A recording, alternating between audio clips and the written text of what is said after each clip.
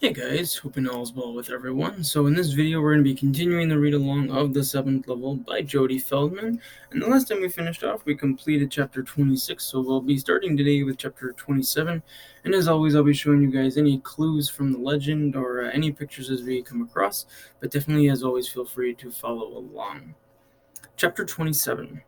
I jolt out of bed long before my alarm goes off, run to the computer, find a website where they sell bricks, and print out a picture. I almost made a huge mistake. Disastrous! If the representative collector shows the pictures to Mrs. Pinchon, who shows them to Randall, he'll know where they came from. I'll be dead within the week. I put the sealed envelope into my desk, just in case, then send the old other pictures through the shredder. I'll figure out plan B later.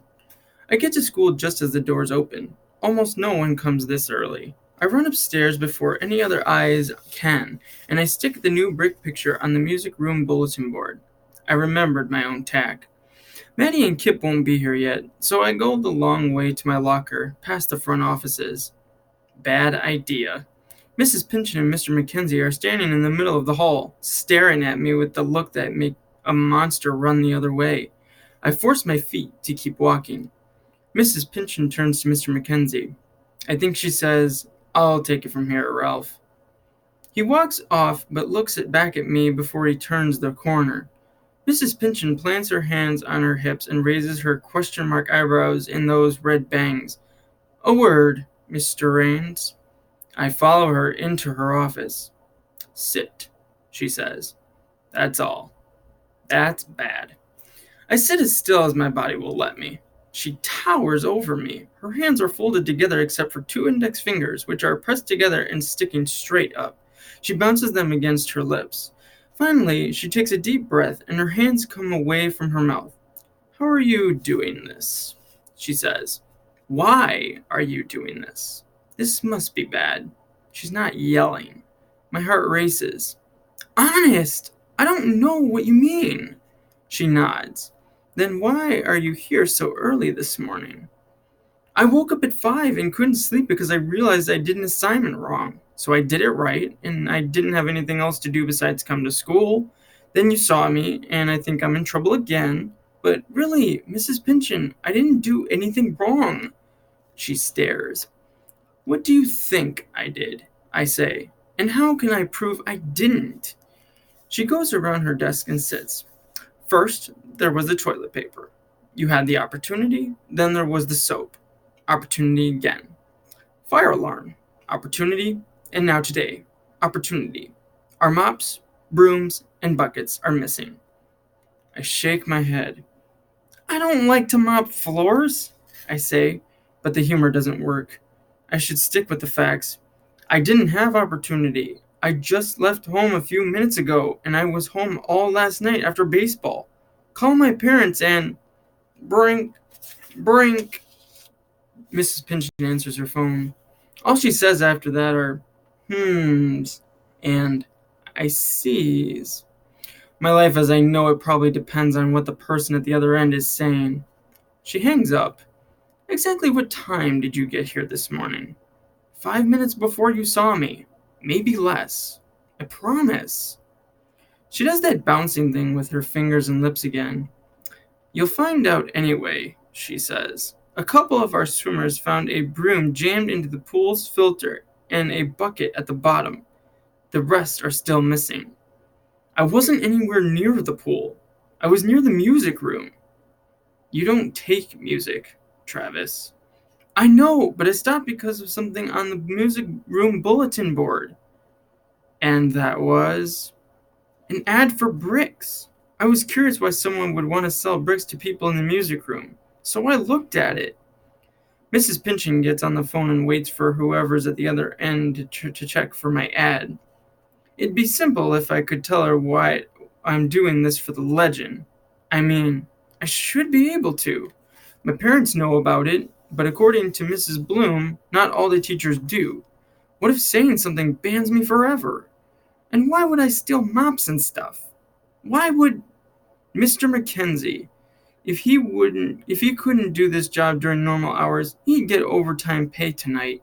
But accusing him would just make me look desperate. Mrs. Pinchon hangs up.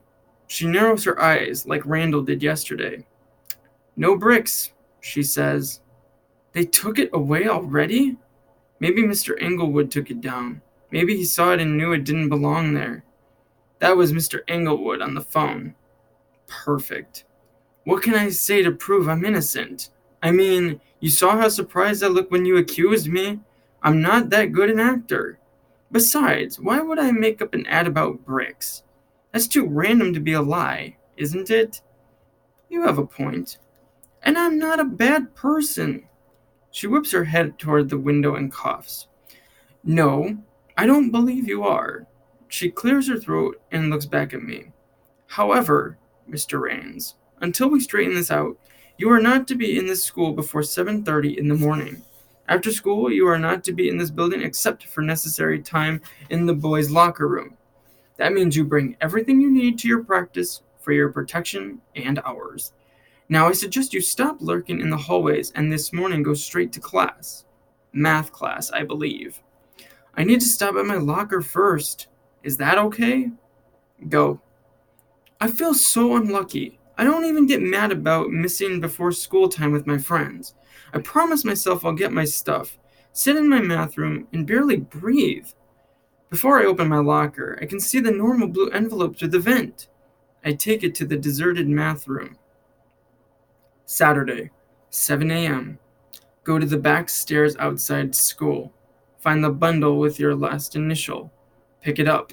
Put 5 bottles of syrup where the bundle was. Follow the directions in your bundle. Don't mess up. The Legend of Lauer. Here's the clue that he got from the legend.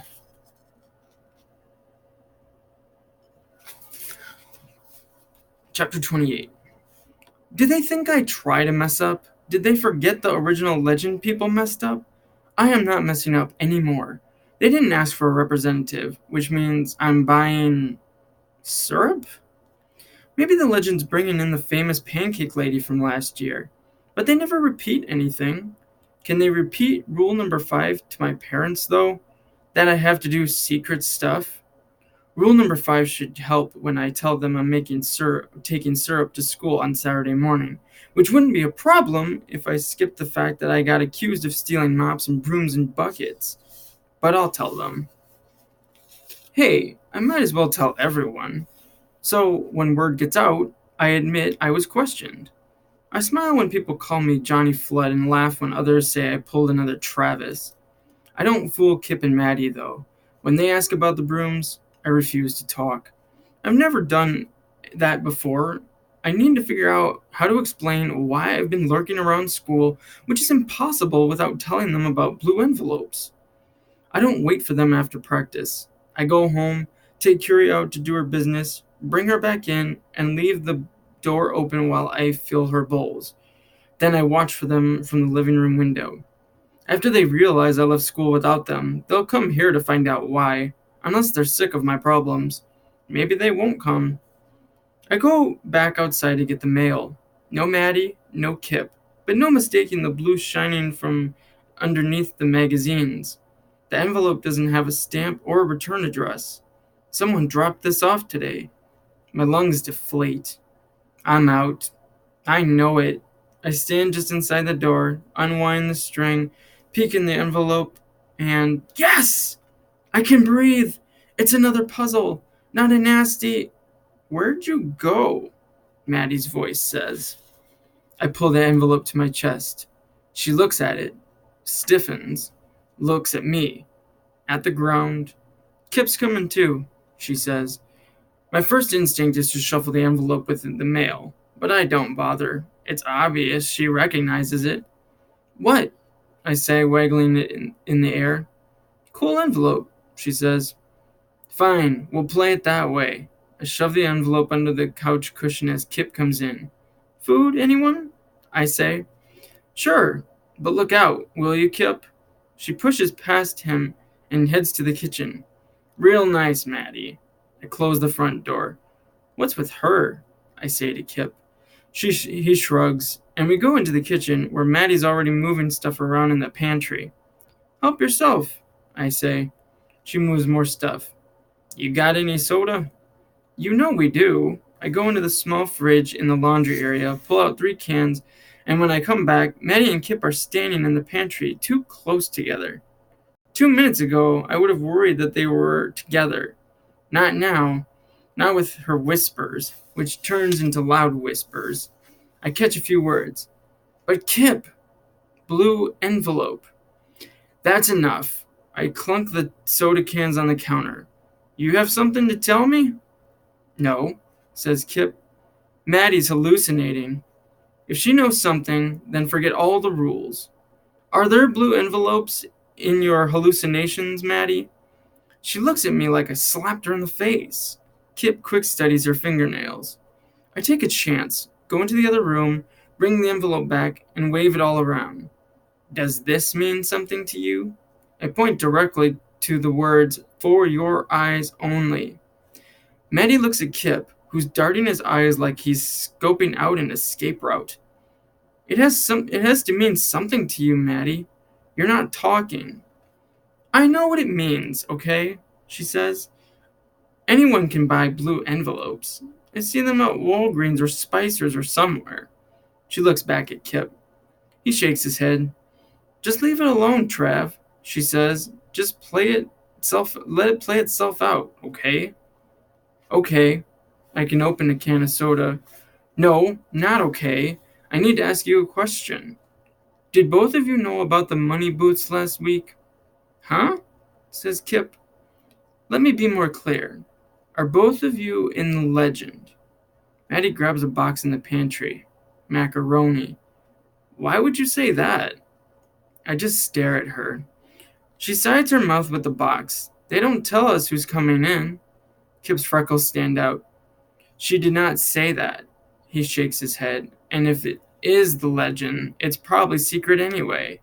I hear they have rules. Have you seen some rules? Says Maddie. If I have, rules are rules, she says. Yeah, but since when do you play by the rules, Maddie? Her eyes become snake slits. You know I don't cheat. I look right back at her.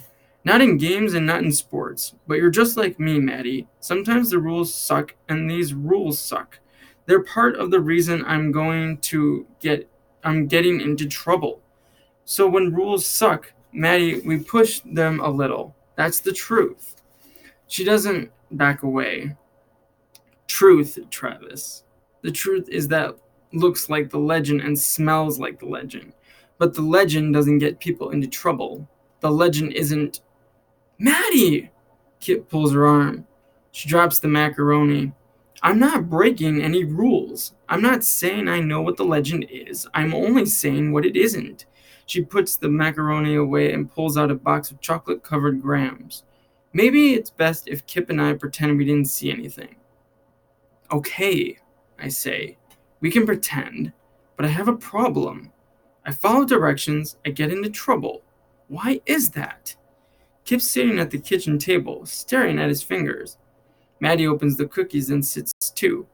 Did you ever consider, she says, that maybe someone's setting you up? Not the legend. Maybe some person who has something against you, and he's waiting until you're all alone and doing stuff to get you into trouble. It's not like you don't have your enemies. Yeah, but watching me seems like a lot of work. I join them both at the table. So, if people already know where I'm supposed to be and when, it'd be easier for them to frame me, wouldn't it? Kip slumps. You can't be accusing us. No, Kip, no way. But I'm getting weird instructions and doing what they say, and... Maddie grabs my fingertips. It was you. Your fingernails. Kip even smiles for a second. Look, he says, I know it's hard, but believe me, blue type instructions will not get you into trouble if you keep following them. And from here on out, Maddie says, we will always have your back. I want to understand this completely. So you know about Saturday and where I'm supposed to be and when I'm supposed to be there and when I'm supposed to do and why I'm supposed to do it. Kip nods. And like Maddie said, we've got your back. Now, can we just leave it alone and eat cookies? and that's where I'll stop the video there, ending chapter 28. But in the next video, we'll be continuing the read-along of the 7th level by Jody Feldman, and we'll be beginning with chapter 29. But as always, guys, thank you so much for watching, and please take good care of yourselves. And as always, we'll hope to see you soon.